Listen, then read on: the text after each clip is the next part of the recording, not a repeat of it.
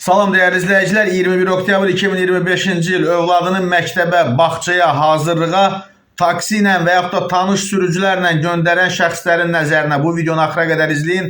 Çox dəhşətli bir məlumatı diqqətinizə çatdıracağım və videonu hər kəslə paylaşın. Digər məlumatları izləmək üçün burada üstəgəl işarəsinə bir dəfə toxuna bilərsiniz.